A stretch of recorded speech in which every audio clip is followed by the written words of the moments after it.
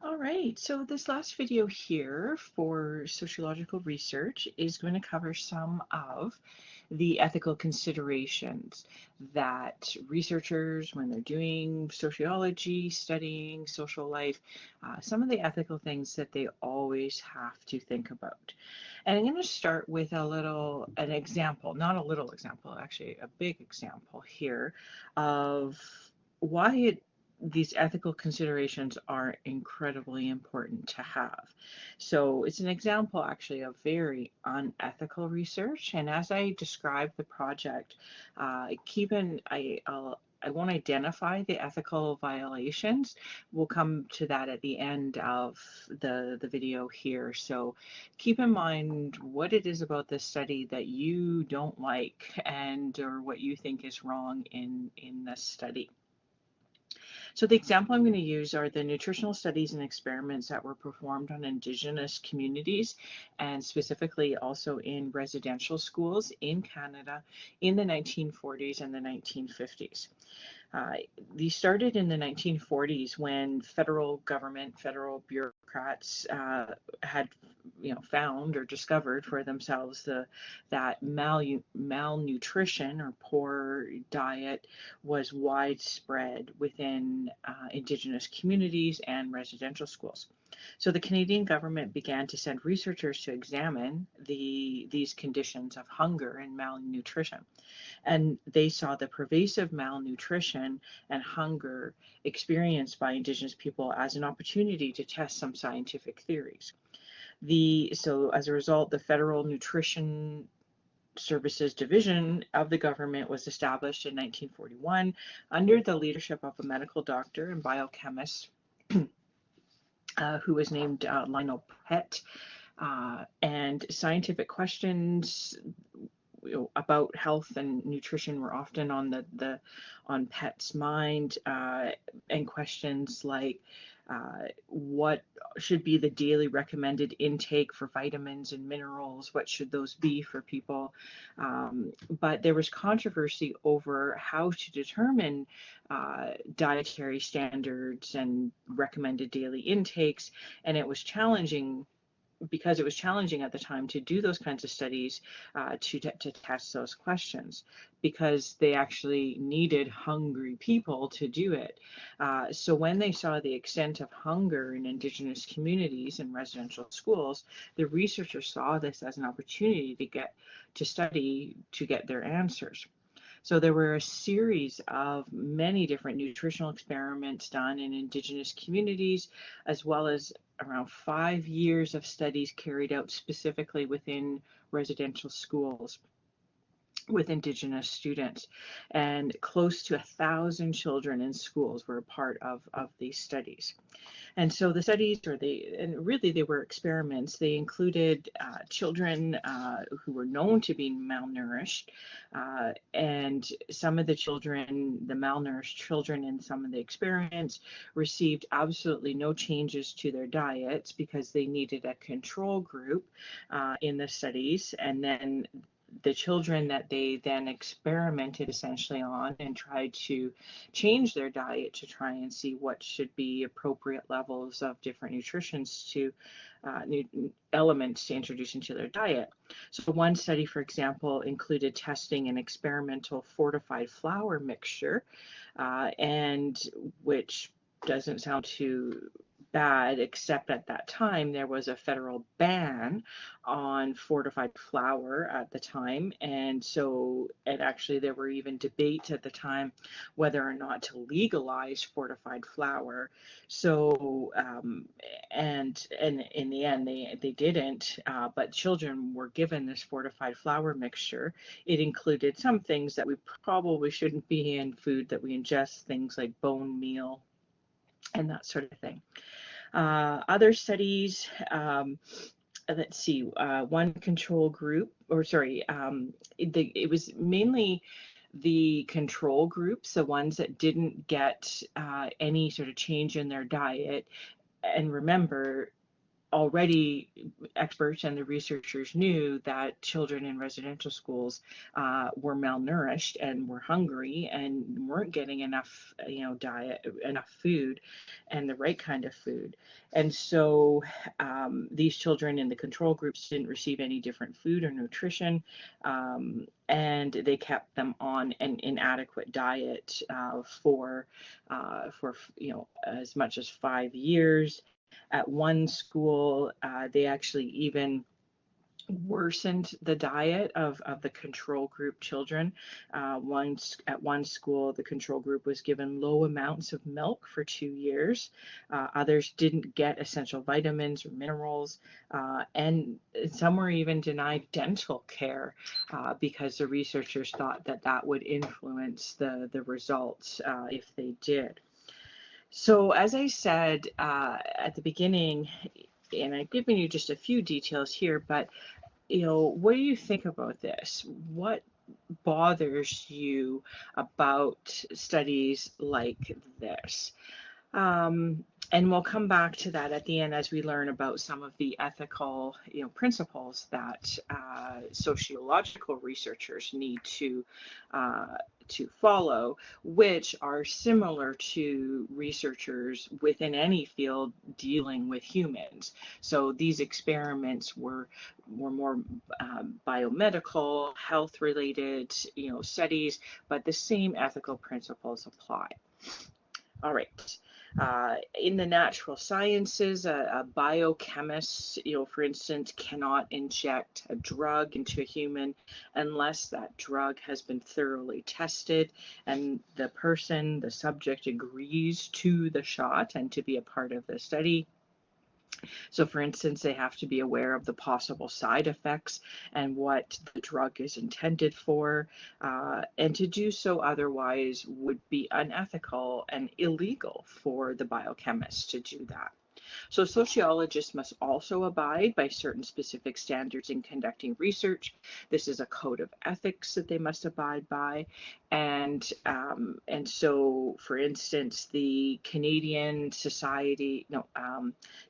Sociological Association in 1994 published a code of ethics for sociologists doing research.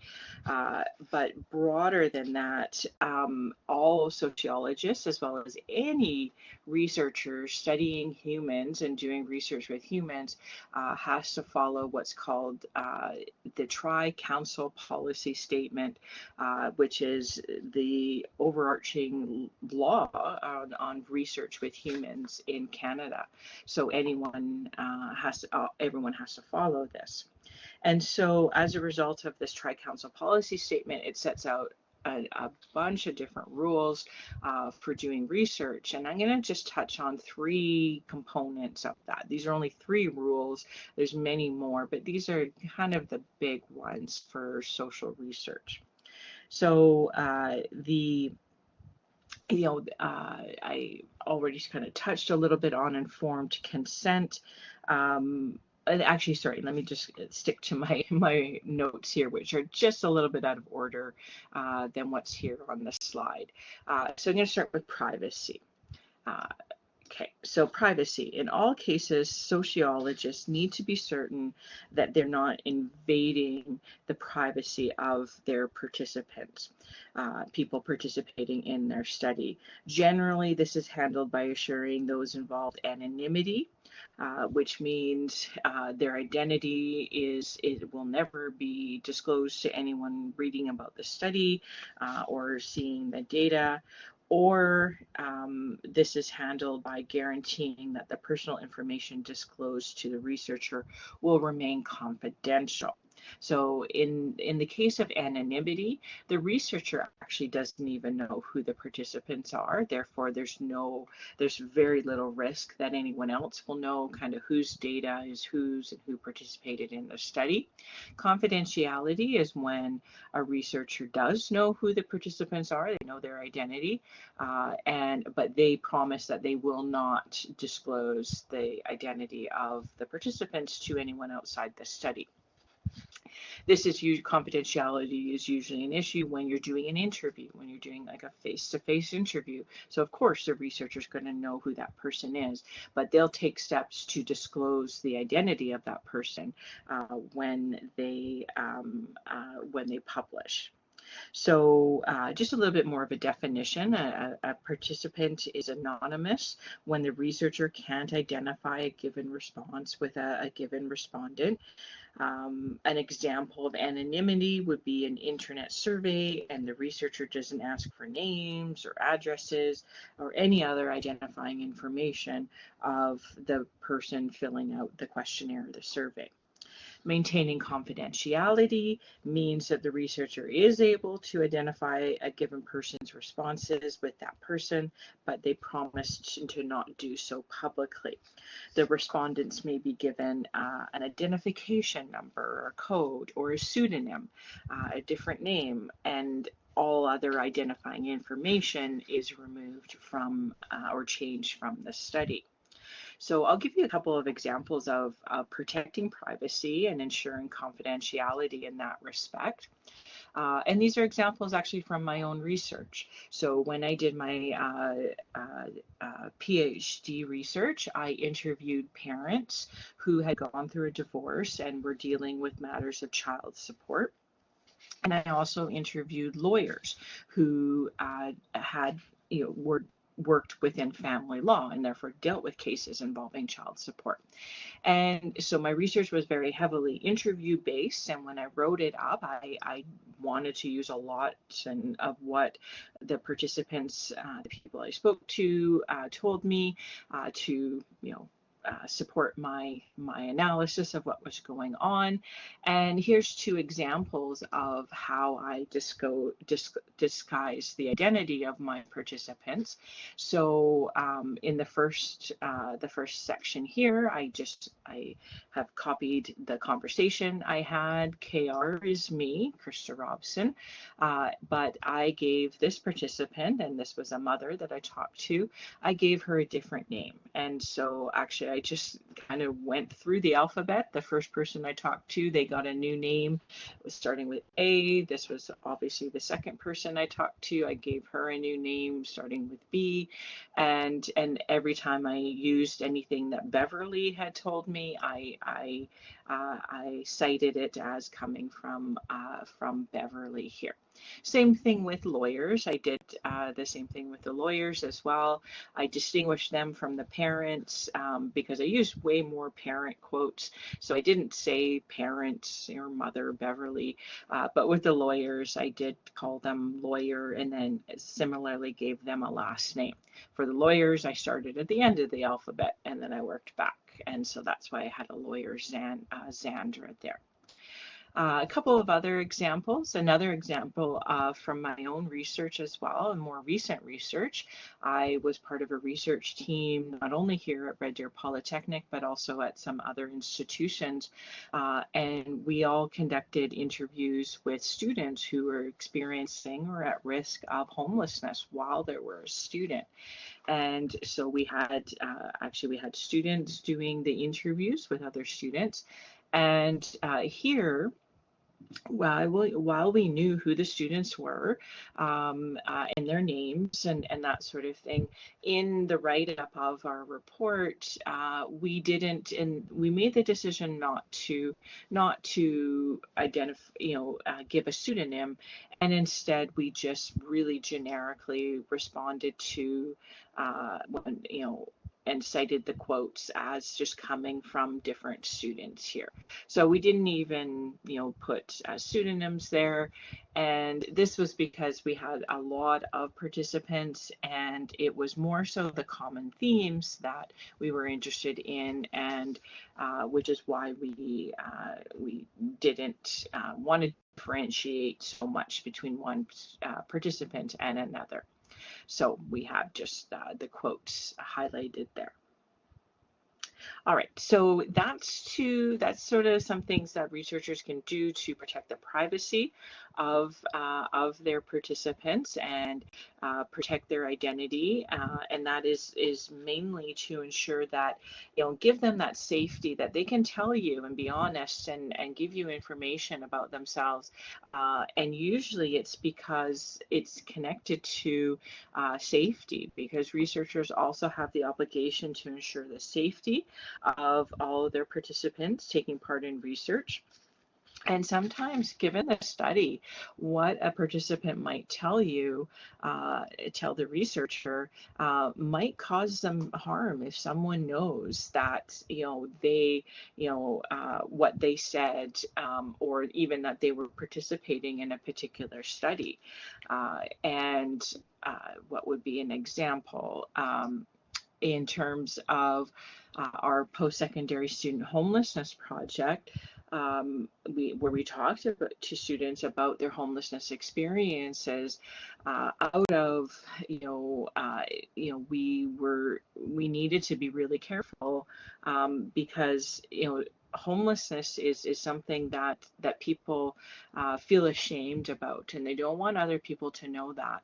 They don't want their instructors, for example, to know, that they are homeless, and that's because there's a stigma in our society connected to homelessness, and so many of the students we talked to actually hid their homelessness from other people, from their instructors, from other people at Red Deer Polytechnic.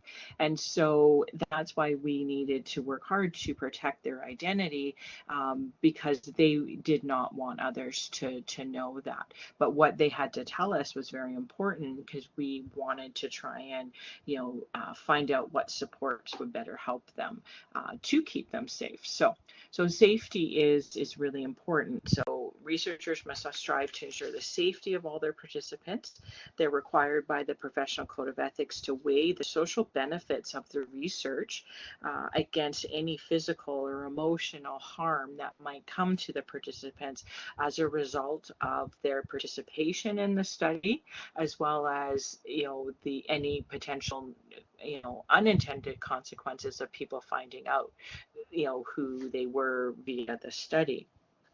Therefore, it is necessary to secure informed consent from participants in research.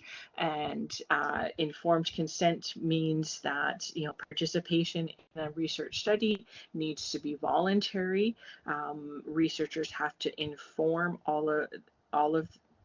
have to inform each participant about everything that the research will involve, and the consequences, both positive but also negative, the risks associated with the research, both physical and emotional harm.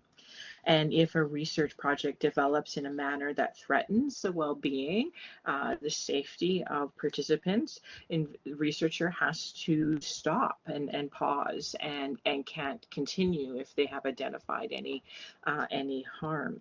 And as a result, also part of informed consent is that research participants have to be allowed to withdraw from the study at any point that they choose to. So that means if it's, say, an interview study, they can't be forced to answer any question they don't want to. They can end the interview at any time. And so it's voluntary participation is what researchers have to entail.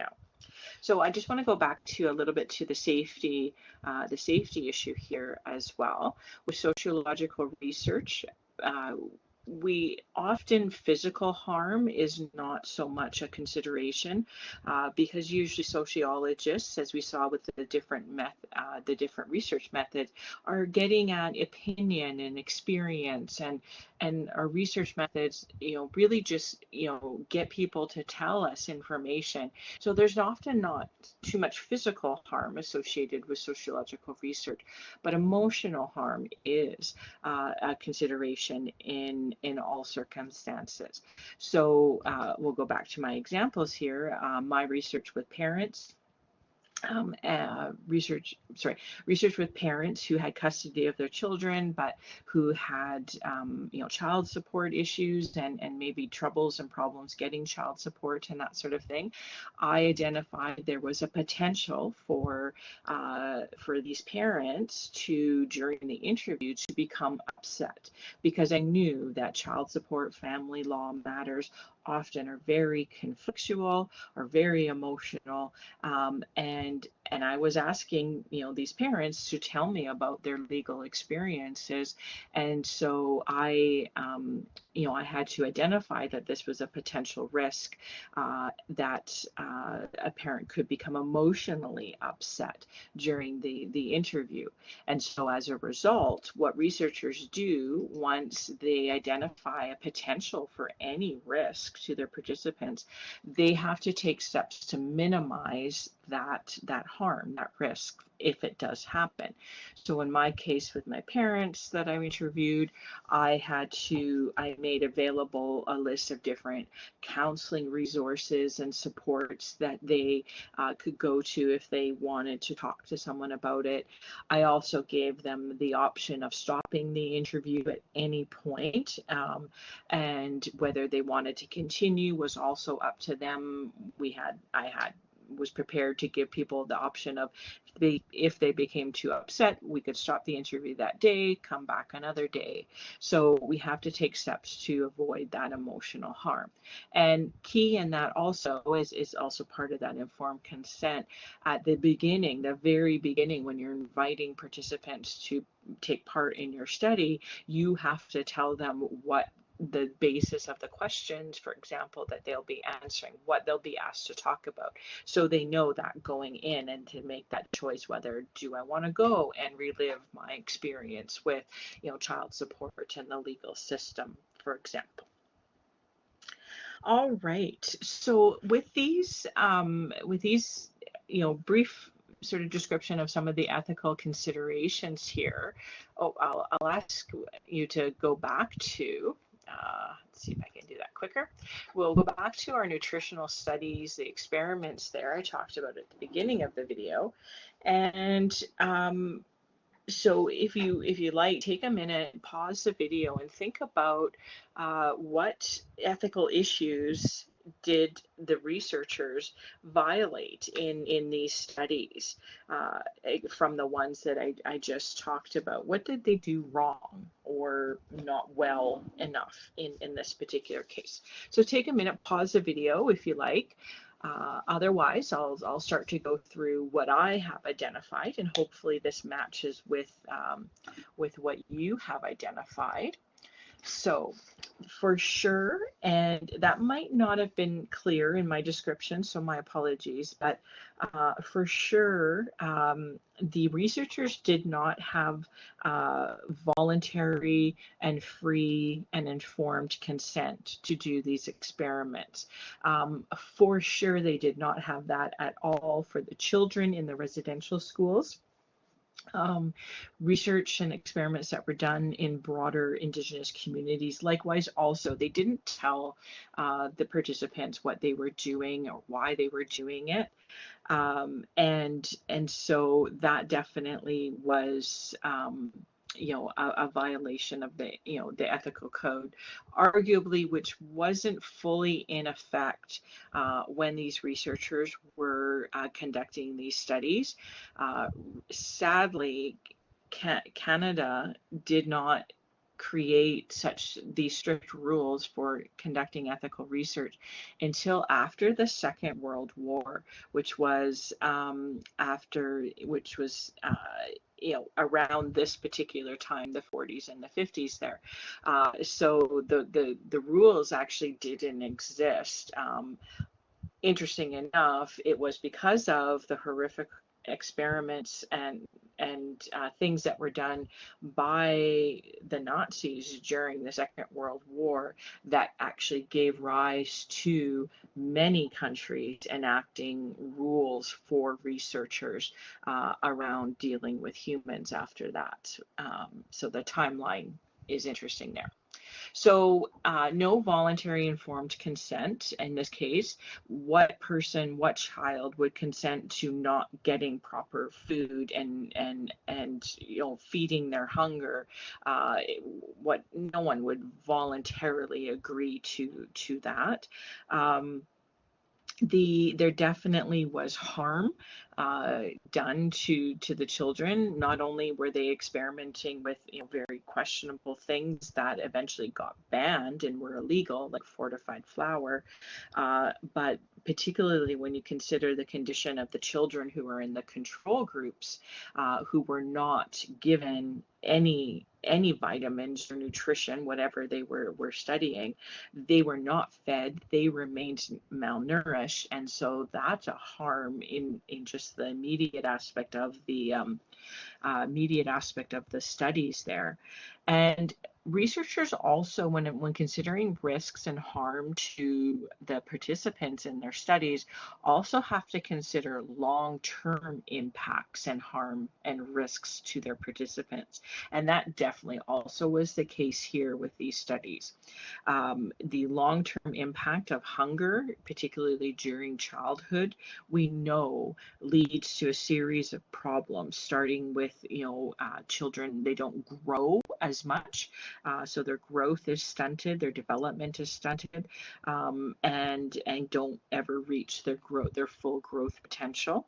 Malnourishment and hunger in childhood also leads to a higher incidence of type 2 diabetes, which is now overrepresented within Indigenous populations in Canada. There's a tendency toward obesity in later life with childhood hunger, and a whole range of other problems that also come from diabetes and obesity and that sort of thing. Childhood malnutrition can be deadly and was deadly, especially when coupled with a higher risk of disease and illness that was also, present within these residential schools and Indigenous communities at that time. The Truth and Reconciliation Commission here in Canada, their final report indicated that the main causes of deaths of children at residential schools were physical harm, illness, neglect, and malnutrition. And so for residential school survivors, the malnutrition they experience had lasting effects. And that is a harm, that is a risk that today would absolutely not be allowed to happen. And as a result, all research institutions, all universities, colleges, polytechnics have research ethics boards that all researchers have to run their research by before they start it, and they have to make sure that they're following all of the rules that are in place for social research and research with humans today. Okay, so there's no journal post for topic 2, so I won't end the video by talking about that. So yay! I'll just remind you of the key outcomes and the key concepts for this topic here, and this is all then going to be directly related to your test, which is imminent here in the class.